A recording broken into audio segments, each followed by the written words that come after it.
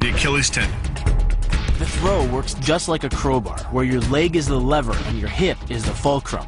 The trick is positioning your body in just the right place. If you're just an inch off the placement of your thigh and hip, the amount of energy needed to throw an opponent can more than double.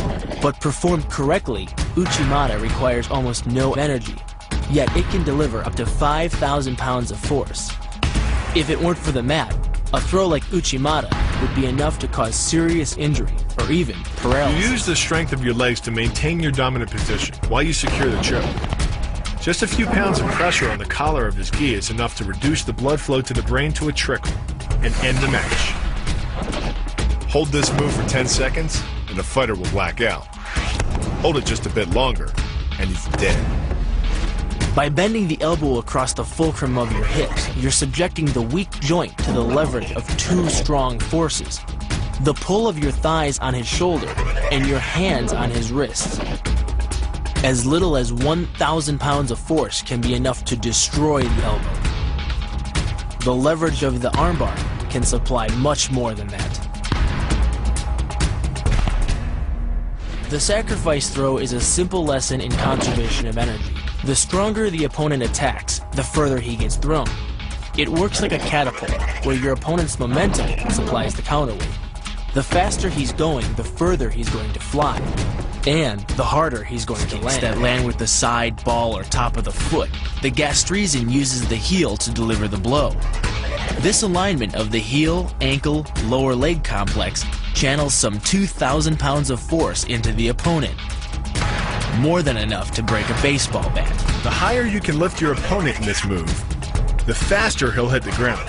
It's not just your force working against him. His acceleration due to gravity can mean his head hits the ground with a 3,500-pound impact. On a hard surface like concrete, this is more than enough to cause a serious brain injury.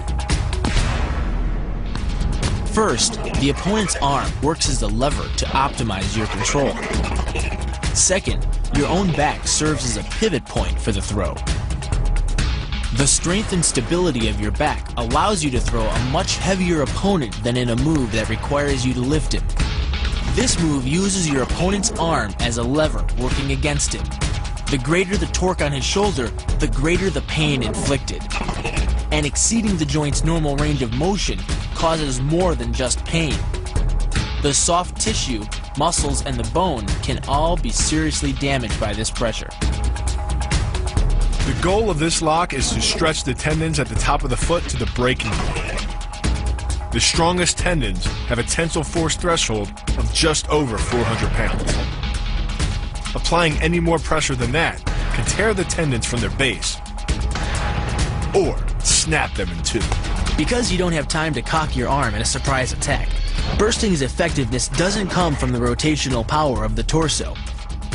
Instead, it's driven by the legs, which hurl you forward into your opponent. Both the block and the strike land with 300 pounds of force, more than enough to collapse the windpipe or fracture the delicate bones of the face. Doing the 360 defense requires you keep your body in motion at all times, using your arms to defend different angles of attack. The key is keeping your arms at an oblique angle with your hands open and straight so that you don't take any blows straight on. Each is deflected down the angle of your forearm, which reduces its impact. Your opponent is relying on his grip strength and outstretched arms to maintain the choke. The strength of your back and shoulder muscles is greater than the applied force of your opponent's hold, so it doesn't take much to break his grip. And the closer your hands are to your own neck, the greater the leverage. The disarm is basically a judo wrist lock and uses many of the same principles. By pulling your attacker forward as you turn, he loses his balance, giving you control of his wrist.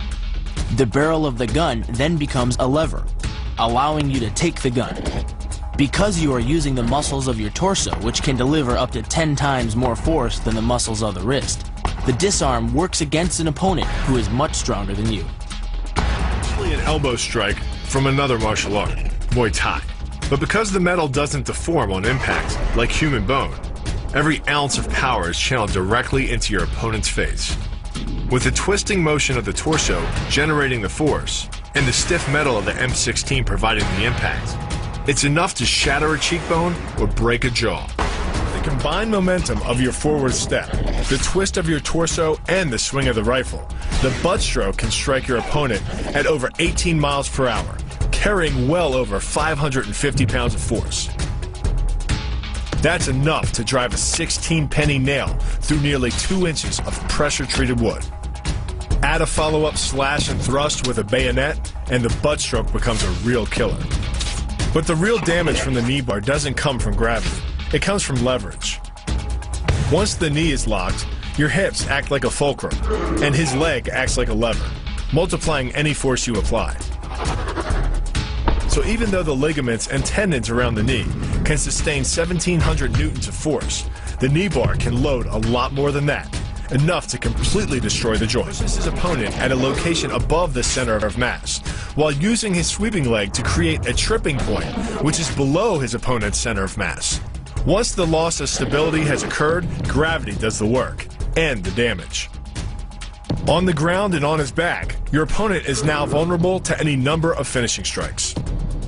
Much like a nutcracker, your forearm and biceps apply pressure to your opponent's carotid arteries. Located on either side of the trachea, these two arteries are the only way to get blood to the brain. It can take less pressure than squeezing an orange to stop the flow of blood to the arteries. And with no blood flow, the brain shuts down almost instantly. Fight over. Control of your opponent's leg, you turn his hip into a pivot point.